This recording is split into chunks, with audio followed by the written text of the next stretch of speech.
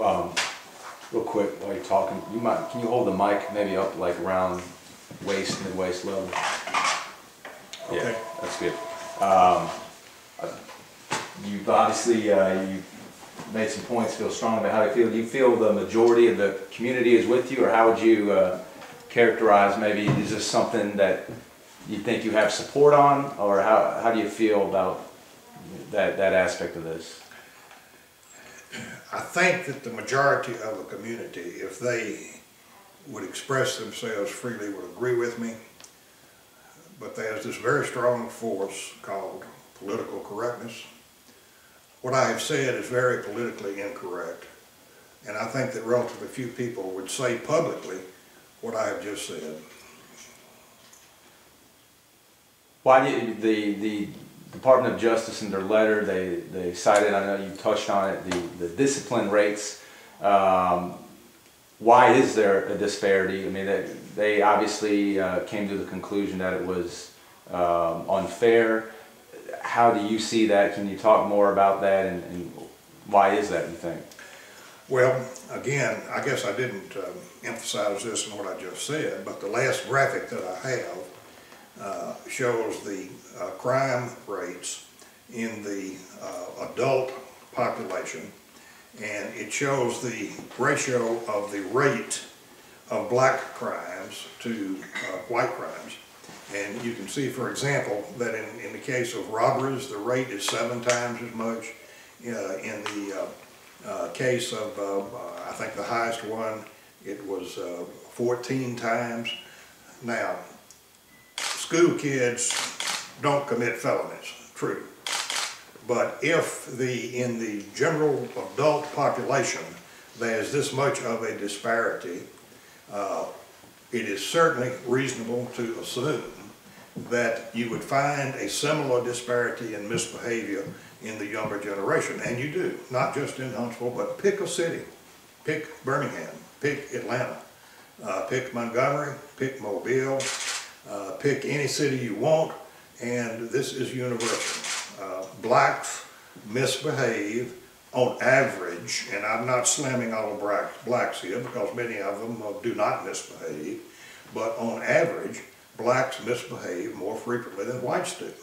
And so the numbers are higher, not because of discrimination, but because blacks misbehave more frequently than whites do. And she hasn't shown any evidence to the contrary. Obviously I know you're quoting some statistics there from law enforcement and things, but some people would say, maybe look at that and say, well, you know, how is that really applicable here in this situation when we're talking about kids in schools? And do you think that maybe be divisive, or how would you see, you know, or what I'm saying may very well be divisive, but it's the truth, and it absolutely needs to be said. Have you made contact with the school board members or anyone, any of our local officials, or if not, do you plan to?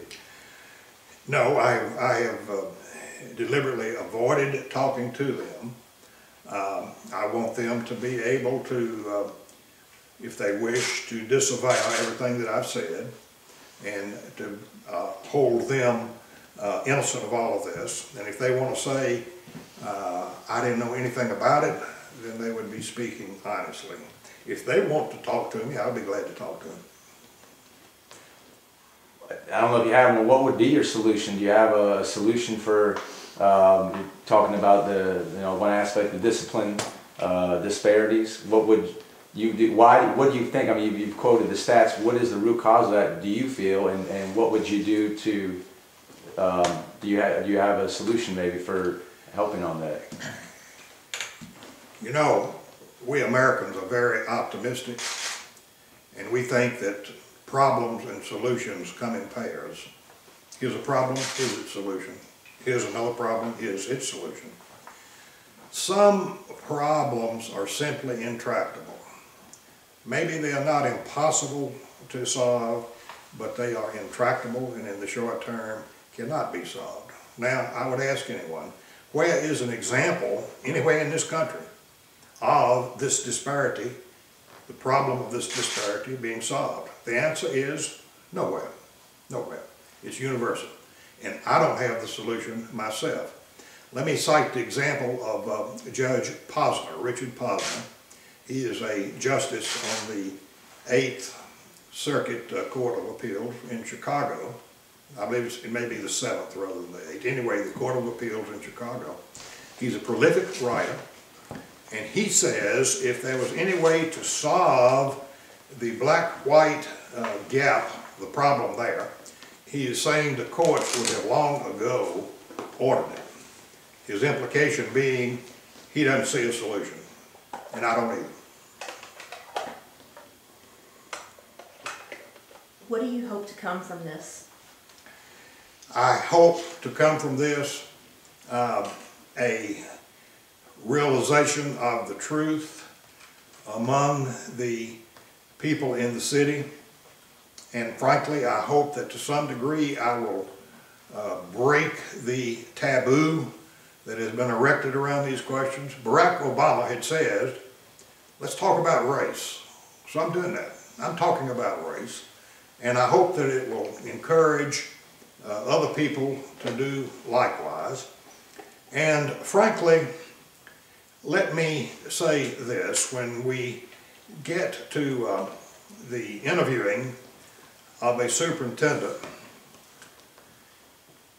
the candidates for the superintendency, one of the questions is going to be, some of those you've been asking, what are you going to do to close this black-white gap? Well, I sat in on one series of interviews some time back, and each interviewee had exactly the same solution.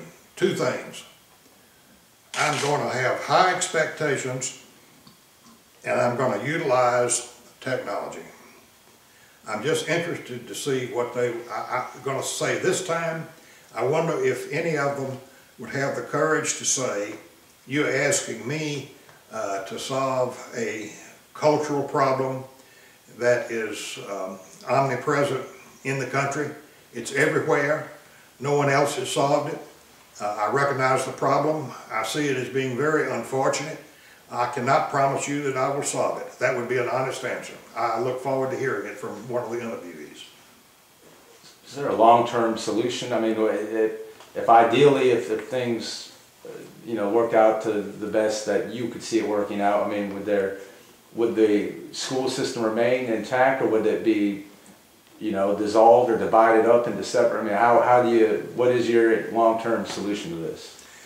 Well, I don't see either a short-term or a long-term solution, if you mean closing the black-white gap. Does that go to your question, or is your question different from that? In terms of the future viability of the Huntsville school system? The Huntsville school system for some time has been declining. It has lost students, and the standards in some schools remain strong. In others, it is weaker and weaker. If we have to have a completely homogenized system, it will destroy the system. Look at Birmingham, our neighbor 100 miles to the south. I was just looking at some statistics there recently. Birmingham used to be called the Magic City. It was the jewel of the state. In the latest numbers available, among the students taking the Alabama high school graduation exam, less than 1% of those were white. Birmingham is simply a black school district. It's an identifiable, Mrs. Brown laments the fact that we have identifiable black schools. Birmingham has an identifiable black school system. We might very well be headed that way ourselves. Are you saying, though, is that something that you think needs to happen, or are you trying to correct some of these issues? I mean, I'm just trying to understand your long-term solution. Should their school system, are you saying should it split up or dissolve, or are you saying they should try to? I think that we should be left alone by Washington to work out our own problems as best we can. We've got to close some schools. We have got to cut expenses. I think that we got to redraw boundary lines. I think that they should be redrawn as closely as practicable to enhance neighborhood schools and not to bus kids to, fro, north, south, east, west to achieve homogeneity. That is, I think, the best that we can do. Not that that will dissolve disparities. As I've said, you can't do that. You've talked candidly about some racial issues. Are you willing, do you have any desire to work with members or leaders of the black community to try and correct some of these, or how would you? I'd be glad to work with anybody interested in correcting them, certainly. How can anybody say otherwise?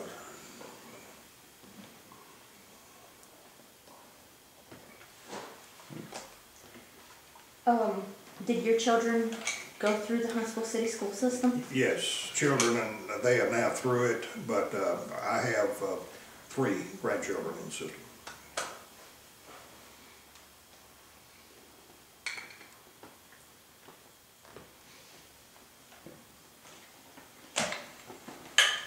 All right. Anything else, ladies and gentlemen? Thank you again very much. It's been a pleasure.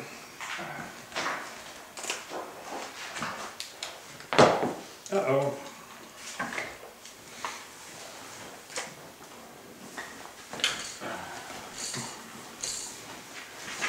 All right. I appreciate it.